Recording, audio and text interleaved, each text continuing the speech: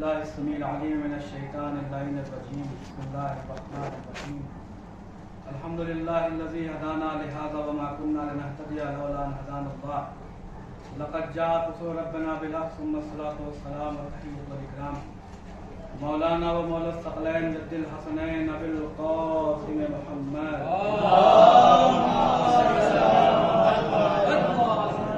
वाले तय्यबीन अत्ताहिरीन अल-मासूमीन अल-मज़लूमीन अल-मुंतजबीन अल-मुंतखबीन व लानतुल्लाहि अला अदाइहिम अजमईन अम्मा बाद फ़क़द क़ाल रसूलुल्लाह सल्लल्लाहु अलैहि व आलिहि वसल्लम अव्वलु मा ख़लक़ल्लाहु नूरी सलवातु मुहम्मद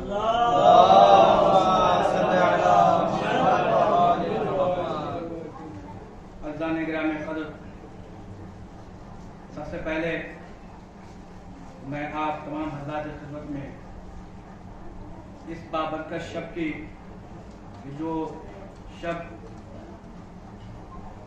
जश्न तुलूए नयरैन की मुनासबत से मुनक़िद हुई है, आपको मुबारकबाद पेश करता हूँ। और सबसे बेहतर मुबारकबाद हमारे और आपके आखिरी इमाम हज़रत इमाम ज़माना अजलल्लाहु फजल शरीफ की खिदमत में पेश करता हूँ।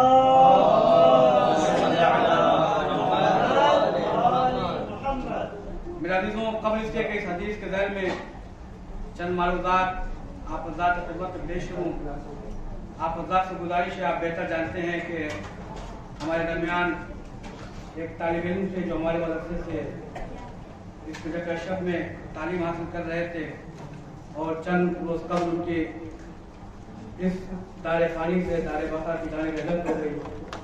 तो हमारा ये शिवा रहता है कि चाहे खुशी हो चाहे गम, जो हमारे साथ कंधे से कंधे मिलाकर चलता है, हाथ से हाथ मिलाकर चलता है, हमसे याद किया करते हैं। इसी मुनासबत से आप से गुजारिश है कि एक तस्वीर हम और तीन तस्वीर तौहीद की दुआ फरमाकर हुज्जतुल इस्लाम वल मुस्लिमीन आली जनाब मौलाना कासिम मेहदी मरूम की रूह को इसार फरमाएं।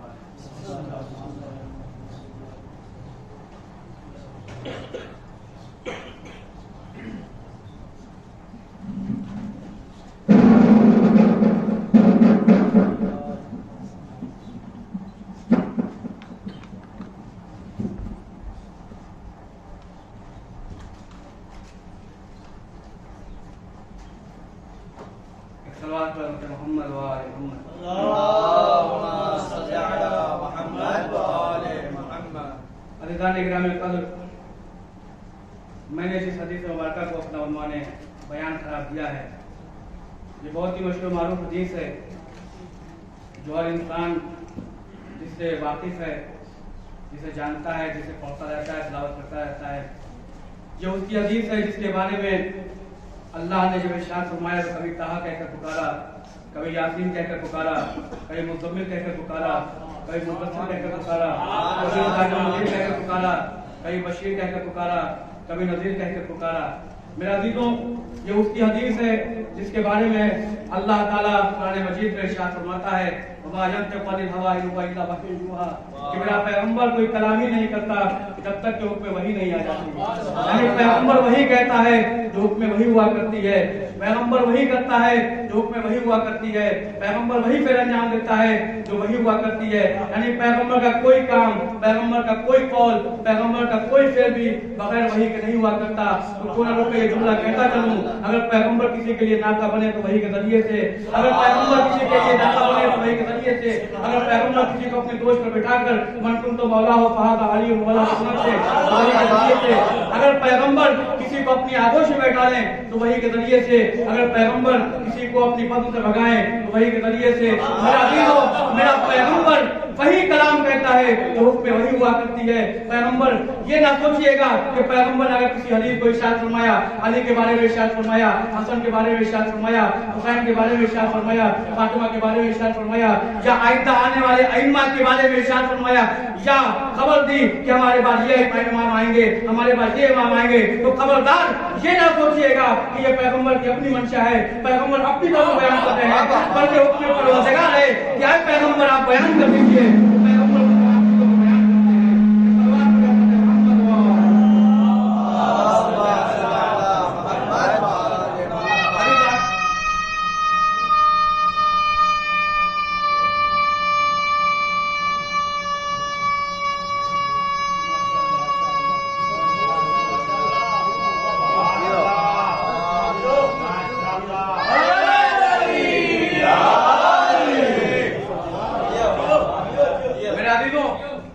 पैगंबर इरशाद फरमाया है कि सबसे पहले अल्लाह ने मेरे नूर को खल्क किया।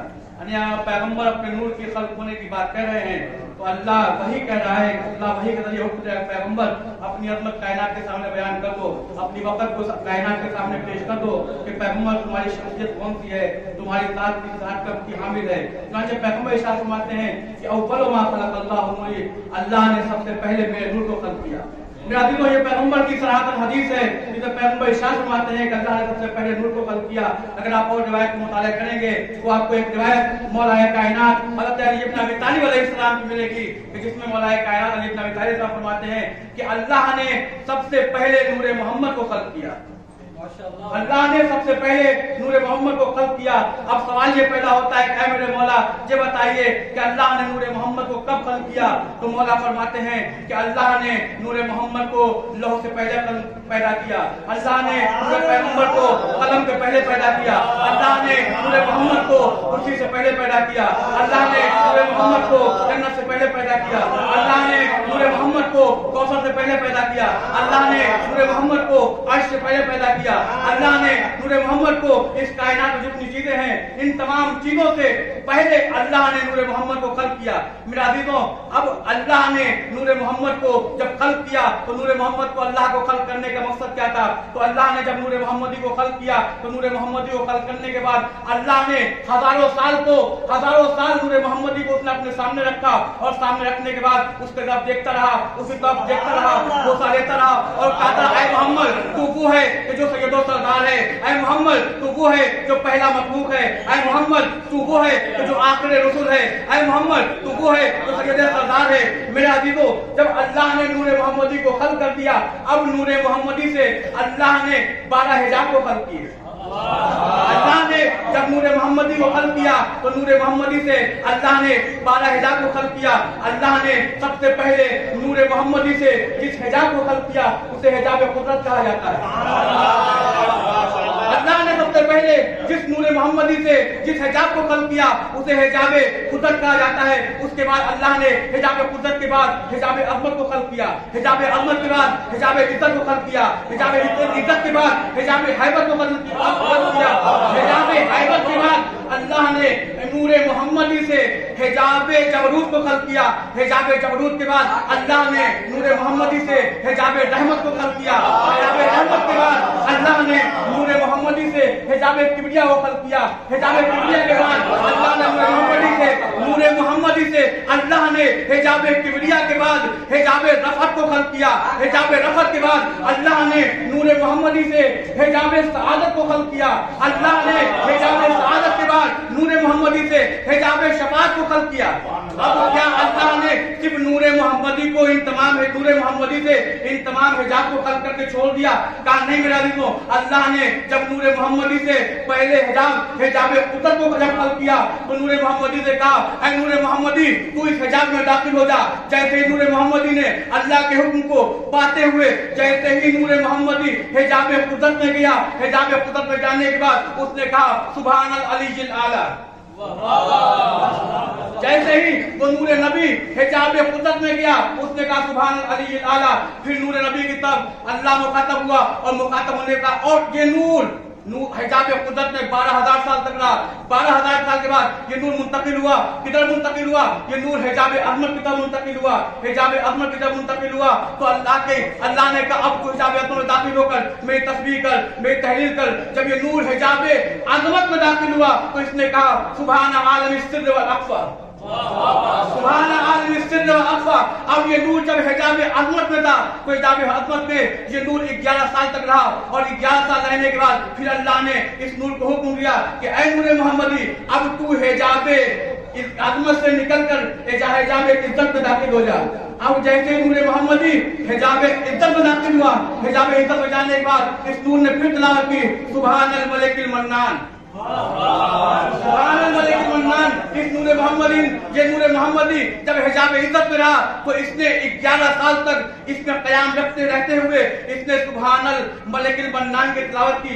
अब ये नूर मोहम्मदी जब अल्लाह के हुक्म से जब ये इज्जत से निकला तो हैबत में दाखिल हुआ। जब हिजाब हैबत में दाखिल हुआ फिर नूर मोहम्मदी ने कहा सुभान मन हुआ गनीउन ला यफ्तकिर, सुभान मन हुआ गनीयुन ला यफ्तकिर, के पाक पाकीज़ा है वो गाद जो गनी है, किसी की मोहताज नहीं है। फिर इस हिजाब में आने के बाद ये नूर 9 साल तक इसमें रहा। फिर इस तरीके से तमाम हिजाबात को अल्लाह ने इस नूर को हुक्म दिया, वो तमाम हिजाबात में दाखिल रहा। पहले हिजाब में 12 साल, 12,000 साल, दूसरे हिजाब में 11,000 साल, तीसरे हिजाब में 10,000 साल, चौथे हिजाब में 9,000 साल। इसी तरह करते करते जब ये नूर आखिरी हिजाब में आया और आखिरी हिजाब में 1,000 साल रहने के बाद जब ये नूर निकला तो अल्लाह ने, अब मौलाए कायनात फरमाते हैं, अभी भी अल्लाह ने इस नूर की मंजिलों को इस्तेमाल न किया। क्यों?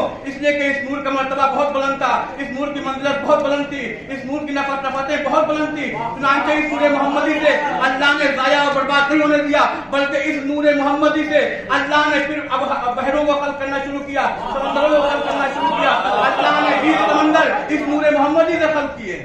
अल्लाह ने 20 समंदर इस नूर मोहम्मदी से खल्क किए। अब जैसे ही पहला बहर जो इस नूर मोहम्मदी से खल्क हुआ उसे बहर रज़ा कहते हैं, फिर बहर सब्र खल्क हुआ, फिर बहर सक़ा खल्क हुआ, फिर बहर खशियत खल्क हुआ, फिर बहर सब्र खल्क हुआ, फिर बहर रज़ा खल्क हुआ।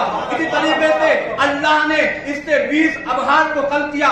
जब ये नूर मोहम्मदी 20 अबहार से होता हुआ जब आखिरी बहर से ये निकला तो अब जैसे ये निकलना था फिर अल्लाह ने इस नूर की जानिब देखा और नूर की जानिब देखने वाला कहा, ऐ मेरे सैयद और सरदार, ऐ मेरे पहली मखलूक, ऐ मेरे मेरे आखिरी रसूल, ऐ शफीए यौमे महशर। अब जैसे ही नबी की तरफ यानी नूर मोहम्मदी की तरफ अल्लाह ने मुखातब होकर ये जुमले इरशाद फरमाए, फौरन ही ये नूर मोहम्मदी अल्लाह की ताज़ीम के लिए अपनी पेशानी को सजदे माबूद हक़ में कम कर देता है।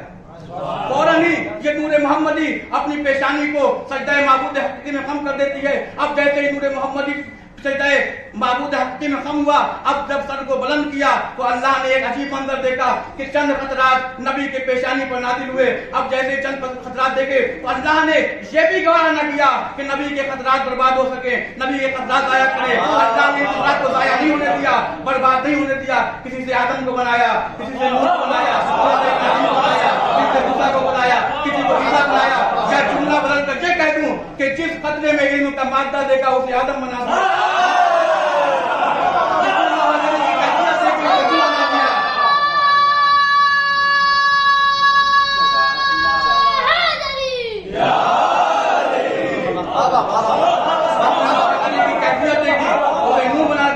जिसमें हुल्लत देखी उसे इब्राहिम बना दिया, जिसमें रोहत देखा उसे ईसा बना दिया, जिसमें जमाल देखा उसे यूसुफ बना दिया, जिसमें हैबत देखी उसे ईसा बना दिया, जिसमें ज़ोहद देखा उसे मूसा बना दिया। चुनांचे इन तमाम नबियों की ये रिवायत मौलाए कायनात से तमाम नबियों की खिलकत यानी नूर मोहम्मदी से तमाम नबियों की खिलकत हो गई। तो रिवायत बयान करती है कि अब नूर मोहम्मदी फिर सजदे माबूद हक़ में कम हो गई। मेरे अज़ीज़ों, मंजर वही था कि जिस तरीके से खाना काबा का तवाफ तमाम मुसलमान करते हैं, उसी तरीके से वो तमाम अंबिया जो नूर मोहम्मदी से खल्क हुए थे वो नबी का तवाफ करने लगे, वो नबी का तवाफ करने लगे। मेरे अज़ीज़ों, तवाफ खाना काबा का भी होता है, तवाफ नूर मोहम्मदी का भी हो रहा है, लेकिन दोनों तवाफ में बहुत फर्क है। तमाम गुनहगार मुसलमान जिसका तवाफ करे उसे खाने काबा कहा जाता है, लेकिन मासूम अंबिया जिसका तवाफ करे उसे मोहम्मदी कहा जाता है।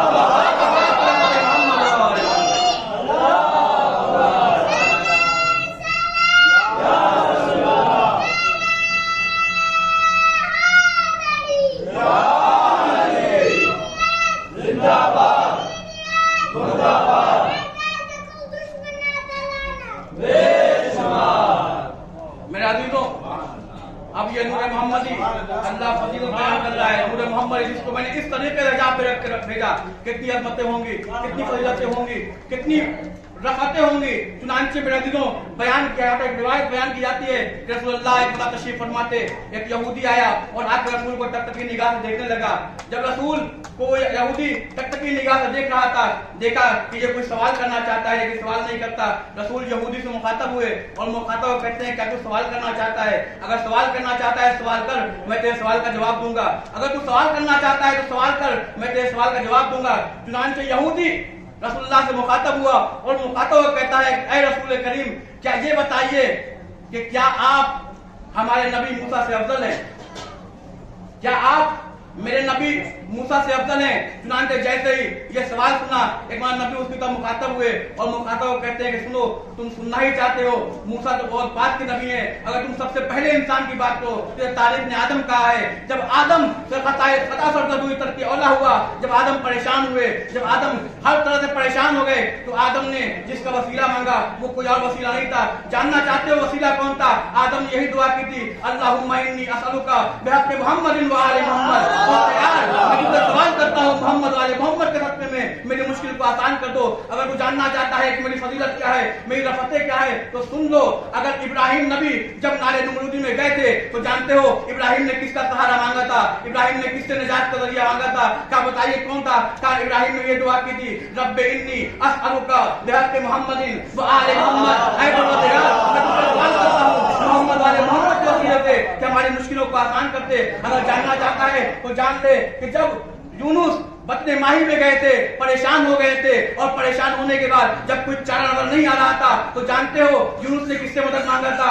यूनुस ने नजात का जरिया किसे करार दिया था? तो यूनुस ने नजात का जरिया किसी और को करार ना दिया था, बल्कि एक ही जुमला यूनुस ने इरशाद फरमाया था। क्या वो जुमला क्या था? क्या उनका जुमला ये था, अल्लाहुम्मा इन्नी असअलुका बिहक़्क़ि मुहम्मदिन व आले मोहम्मद। ऐ परवरदिगार मैं तुझसे सवाल करता हूँ, मोहम्मद वाले मोहम्मद के सदक़े में मेरी मुश्किलों को आसान कर दे। और जानना चाहते हो कि हमारी फजीलतें क्या है, हमारी रफ़तें क्या है? जब ईसा इस कायनात में थे और वो मुर्दों को जिंदा किया करते थे और इस कायनात में तमाम मरीजों को शफा किया करते थे, जानते हो ईसा को अगर जरूरत पड़ी तो किसकी पड़ी? ईसा जब भी परेशानी में मुब्तला हुए तो एक ही दुआ की। क्या बताइए वो दुआ क्या है? क्या ईसा यही दुआ करते थे, रब्बे इन्नी असअलुका बिहक़्क़ि मुहम्मदिन व आले मोहम्मद। परवरदिगार मैं तुझसे सवाल करता हूँ मोहम्मद वाले मोहम्मद के सदक़े में कि तू मेरी मुश्किलों को दूर फरमा दे। इन तमाम नबियों को छोड़, अरे मूसा वो है कि अगर वो हमारी रिसालत की गवाही ना देते, हमारे भाई अली की विलायत की गवाही ना देते, तो ना अल्लाह उन्हें रिसालत देता, उन्हें नबूवत देता। जिनको हमारे वसीले से रिसालत और नबूवत मिली तो उनका मुकाबला मुझसे कैसे कर सकता है? नबूवत वो जिनको हमारे वसीले से मिली है, रिसालत जिनको मेरे वसीले से मिली है। मूसा अगर रिसालत की गवाही ना देते, विलायत की गवाही ना देते, तो कभी इनको रिसालत नहीं मिली बनी। तो दलील क्या है? अगर मूसा इस कायनात में रिसालत और विलायत की गवाही देकर नबूवत का दर्जा पाते हैं, दलील क्या है? दलील यह है, एक मरतबा नबी शबे मेराज आसमान की सैर के लिए गए, तमाम नबियों से मुलाकात हुई, नबी तमाम नबियों से मिलते हुए जब सातवें आसमान की तरफ जा रहे थे तो अल्लाह ने जिब्रील के जरिए से पैगाम पहुंचाया कि आए मेरे नबी, जरा इनसे सवाल कर लो कि अगर इन्हें नबूवत मिली है तो किनके सच में मिली? अगर इन्हें नबूवत मिली है तो किसके सच में मिली है? रिसालत मिली है तो किसके सच में मिली है? सब नबी एक जगह खड़े हो गए। नबी करीम ने सवाल करना शुरू किया, ऐ नबी तुम बताओ, इब्राहिम तुम बताओ, ऐ मूसा तुम बताओ, ऐ ईसा तुम बताओ, ऐ यूनुस तुम बताओ। तमाम नबियों सवाल करने लगे। तमाम नबियों ने कहा, ऐ नबी करीम, जब तक मैंने अल्लाह की वहदानियत का इकरार न कर लिया, अल्लाह ने ना हमें रिसालत दिया, ना अल्लाह ने हमें नबूवत दिया। फिर नबी ने सवाल किया, ये बताओ क्या तन्हा हम अल्लाह की वहदानियत का इकरार कर लेने की वजह से अल्लाह ने तुम्हें नबूवत और रिसालत का दर्जा दे दिया? कहा, ऐ नबी नहीं, जब तक मैंने आपकी नबूवत का इकरार न कर लिया, ना अल्लाह ने मुझे रिसालत दिया, ना अल्लाह ने मुझे नबूवत दिया। फिर नबी ने सवाल किया, ऐ नबियों ये बताओ क्या अल्लाह ने तुम्हारे नबूवत और रिसालत सिर्फ हम अल्लाह की वहदानियत और हमारी नबूवत और रिसालत की गवाही की बुनियाद पर दे दिया? कहा, या नबी ऐसा नहीं है, जब तक कि हमने अल्लाह की वहदानियत और आपकी रिसालत के साथ साथ अली और औलादे अली की विलायत का इकरार न किया, अल्लाह ने नबूवत दी, रिसालत दिया।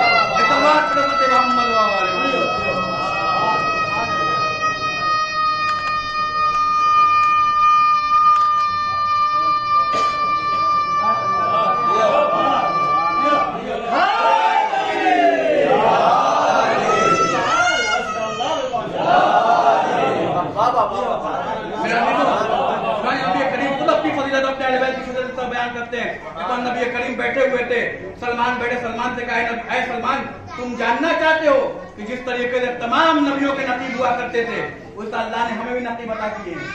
कहा, नबी अल्लाह बताइए आपके नकीब कौन है? ऐ नबी करीम बताइए आपके नकीब कौन है? कहा, जानना चाहते हो? इस तरह तमाम नबियों का अल्लाह नकीब दिया, अल्लाह ने हमें भी 12 नकीब दिए। कहा, ये बताइए कि आपके नकीब कौन है? कहा, देखो हमारे नकीब वो है कि जो हमारे बाद विलायत के दर्जे पर फायद होंगे, हमारे बाद इमामत के दर्जे पर फायद होंगे, फिर सवाल किया, ये बताइए, सलमान ने सवाल किया, या नबी अल्लाह, अगर आप मुझे सराहतन बता दें तो मुझे इल्म में इजाफा हो जाएगा, आप बता दें कि आपके नबी कौन है। फिर नबी करीम ने इरशाद फरमाया कि देखो, अल्लाह ने सबसे पहले मेरे नूर को खल्क किया। अल्लाह ने, नबी करीम फरमा रहे हैं कि अल्लाह ने सबसे पहले मेरे नूर को खल्क किया। अब जैसे ही अल्लाह ने मेरे नूर को खल्क किया, नूर को खल्क करने के बाद अल्लाह ने कहा मेरी अताअत कर, मेरी तस्बीह कर, मेरी तहलील कर। जब मैंने अल्लाह की अताअत की, अल्लाह की तस्बीह की, अल्लाह की तहलील की, तो जैसे ही इन तमाम चीजों को अदा करने के बाद मैं इन तहलील और अताअत कर चुका, तो अल्लाह ने मेरे नूर से अली के नूर को खल्क किया। अली के नूर को खल्क करने के बाद अल्लाह ने फिर अली से कहा कि तू भी मेरी अताअत कर, तू ही मेरी तहलील कर, तू ही मेरी तस्दीक कर। चुनांचे अल्लाह ने अली को भी, अली ने भी जब अताअत कर ली, जब तहलील और तस्बीह कर ली, फिर उन नबी के नूर से अल्लाह ने फातिमा के नूर को खल्क किया। फातिमा ने भी अताअत की, फातिमा ने भी तहलील की, फातिमा ने भी तस्दीक की, फातिमा ने भी तस्बीह की। उसके बाद नबी फरमाते हैं कि मेरे नूर से, अली और फातिमा के नूर से अल्लाह ने हसन और हुसैन को खल्क किया। हसन और हुसैन को खल्क करने के बाद अल्लाह ने फिर हुक्म दिया कि अताअत करो, अताअत करो, तस्बीह करो, तहलील करो। अब सलमान जानना चाहते हो कि अल्लाह ने हमारे नूर को खल्क कब किया था? कहा नबी अल्लाह मुझे नहीं मालूम, आप बता दीजिए अल्लाह ने आपके नूर को कब खल्क किया था? तो चुनांचे नबी करीम फरमाते हैं कि देखो, अल्लाह ने हमारे नूर को उस वक्त खल्क किया था न जमीन का फर्श था, न आसमान का शामियाना था, न परिंदे, न परिंदे, न दरख्त थे, न पहाड़ थे। गोया कि इस कायनात में कुछ ना था, भूख का आलम था, सन्नाटा था। उस अल्लाह ने हमारे नूर को खल्क किया। और जानना चाहते हो अल्लाह हमारा कितना अजीज रखता है, हमारे अहले बैत को कितना अजीज रखता है? अल्लाह महमूद था तो मुझे मोहम्मद बनाया। अल्लाह आला था तो उसने अली बनाया। अल्लाह फातिमा था तो उसने फातिमा बनाया। अल्लाह मोहसिन था तो उसने हसन बनाया। अल्लाह कदीमुल एहसान था तो उसने हुसैन बनाया। नबी करीम, ये तो हमारे, सलमान कहते हैं नबी करीम ये तो हमारे सामने हैं, हम इनको जानते हैं, इनकी मारिफत रखते हैं। ये तो सिर्फ और सिर्फ 3 हुए जो आपके नकीब हैं। बताइए बकिया कौन है? का सलमान जानना चाहते हो? जान लो, हमारे नकीब वही हैं जो हमारी विलायत को संभालेंगे, हमारे दीन को पढ़ाएंगे, हमारे इल्म को पढ़ाएंगे, हमारे किरदार को इस कायनात के सामने पेश करेंगे। कहा नबी खुदा, उनके नाम तो गिना दीजिए, उनके बारे में बता दीजिए। कहा देखो, तुम मोहम्मद को जानते हो, अली को जानते हो, फातिमा को जानते हो, हसन को जानते हो, हुसैन को जानते हो। कहा नबी अल्लाह, ये पैगंबर पाक तो हमारे नजदीक बातें हैं, जरा बताइए बकिया नकीब कौन है? तो नबी करीम मुस्कुराए और मुस्कुराए सलमान ने इरशाद फरमाया, देखो हुसैन के बाद अली इब्न हुसैन होंगे, अली इब्न हुसैन के बाद मोहम्मद बाकर होंगे, मोहम्मद बाकर के बाद जाफर सादिक होंगे, जाफर सादिक के बाद मूसा कासिम होंगे, मूसा कासिम के बाद अली रजा होंगे, अली रजा के बाद मोहम्मद तकी होंगे, मोहम्मद तकी के बाद अली नकी होंगे, अली नकी के बाद हसन अस्करी होंगे, हसन अस्करी के बाद आखिरी हुज्जत इस कायनात में जब आएगी तो आने के बाद एक आवाज बुलंद करेगी, जब हमारे नूर से आखिरी खल्क इस कायनात में आएगी तो आने के बाद जो फिरौन नुमा शख्स हैं, जो इस कायनात में तमाम गद्दियों पर बैठे हुए जुल्म जोर बर्पा कर रहे हैं, वो शख्सियत आने के बाद अब वो इंसाफ के झंडे को कायम कर देगी और जुल्म जोर को बर्बाद कर देगी, पस्त कर देगी। मेरा दोस्तों, ये मोहम्मद वाले मोहम्मद की दाई नबी बता रहे हैं कि देखो, हम वो हैं कि अल्लाह ने इनको सबसे पहले खल्क किया, भेजा बाद में है लेकिन हमको अल्लाह ने सबसे पहले खल्क किया। अगर हम ना होते, न फरिश्तों को इबादत का तरीका ना आता, अगर हम ना होते तो दरियाओं में रवानी पैदा ना होती, अगर हम ना होते तो बादलों में बारिश होने तय ना हो पाता, अगर हम ना होते तो ये कायनात थमी की थमी रह जाती। हम है तो कायनात में दम मौजूद है, अगर हम ना होंगे तो कायनात बेदम नजर आएगी। हमारा वजूद इस कायनात के लिए है, अगर हम ना होते तो इस कायनात में वजूद ना होता। मेरा अजीजों, चुनांचे हर मकाम पर मोहम्मद ने अपनी फजीलत बयान की, अहले बैत की फजीलत बयान की और बयान करने के बाद बताया कि देखो, ये मोहम्मद वाले मोहम्मद हैं, इनकी सीरत पे अमल करो। अगर इनकी सीरत पे अमल करोगे तो याद रखो इस कायनात में भी कामयाब रहोगे और आखिरत में भी कामयाब रहोगे। अगर इनके दर्द से मुतमस्सिक रहोगे तो कामयाबी की मंजिलों से हम किनारा हो जाओगे। यही तो वजह थी मेरा अजीजों, जब नबी करीम इस कायनात से रुखसत होने जा रहे थे तो एक हदीस इरशाद फरमाया था, इन्नी तारिकुन फीकुम मुस्तक़बिलन किताब अल्लाह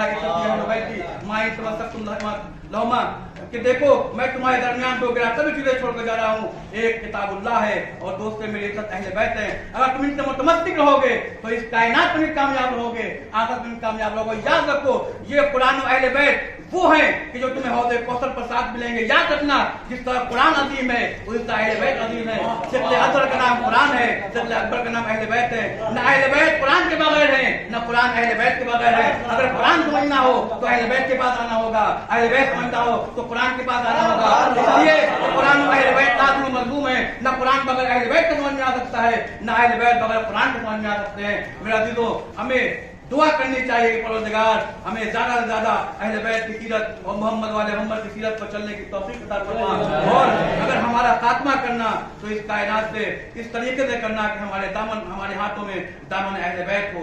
मेरा अज़ीज़ों, परवरदिगार मोहम्मद वाले मोहम्मद का वास्ता परचम इस्लाम को सरबुलंद फरमा, परचम कुफ्र को सरदबो फरमा।